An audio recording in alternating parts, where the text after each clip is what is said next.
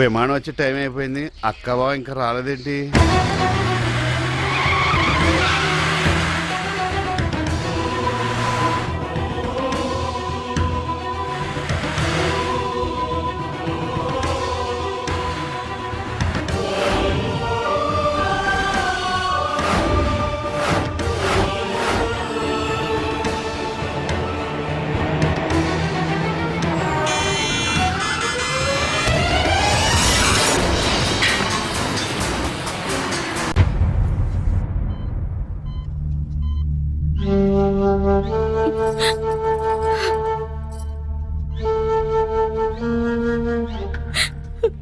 Doctor గారు, ప్రాణభయం తప్పిందమ్మా.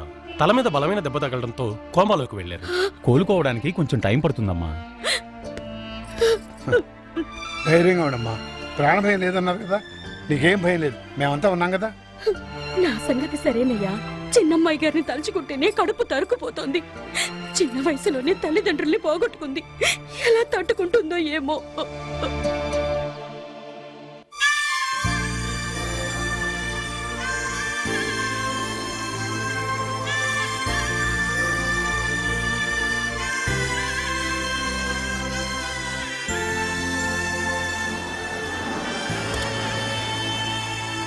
ఇప్పటికి నమ్మలేకపోతున్నానే.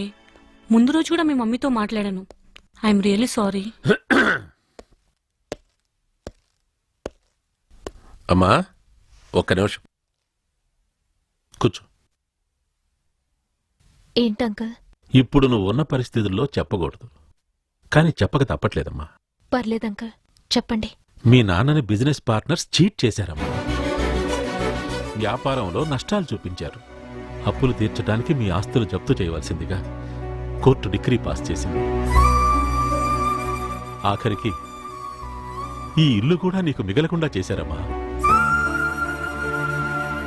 నువ్వు కట్టుబట్టలతో బయటికెళ్లాల్సిన పరిస్థితి.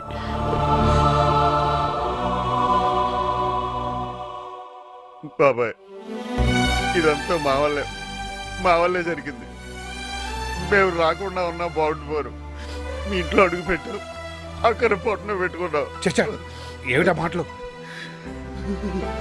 లేదు బాబాయ్, మా అక్క మా కోసం అమెరికా నుంచి వెతుక్కుంటూ వచ్చింది. మా బావ మమ్మల్ని నెత్తిని పెట్టుకొని చూసుకున్నాడు. తలుచుకుంటేనే కడుపు తరుక్కుపోతుంది. మేము బతకం, చచ్చిపోతాం. ఊరేయ్ రాముడు రారా, రైలు కింద తలపెట్టి చచ్చిపోతాం. ఆగండ్రా, ఏమిటా పిచ్చి మాటలు? మమ్మల్ని ఆపొద్దు బాబాయ్. అక్కే పోయాక మేము ఎవరి కోసం బతకాలి? మీ అక్క కూతురు కోసం బతకలరా? ఆ పిల్లకి అమ్మా నాన్న లేని లోటు మీరే తీర్చాలి. కష్టం ఏంటో ఏమిటో తెలియకుండా కంటికి రెప్పలా మీరే కాచుకోవాలి. ఆ తమ్ముడు నా కూతురు ఎంత బాగా చూసుకుంటున్నారో అని స్వర్గంలో ఉన్న మీ అక్క సంతోషపడాలరా? ఇక్కడి నుంచి మీరు బతకాల్సింది మీకోసం కాదురా, మీ అక్క కూతురు కోసం బతకాలి.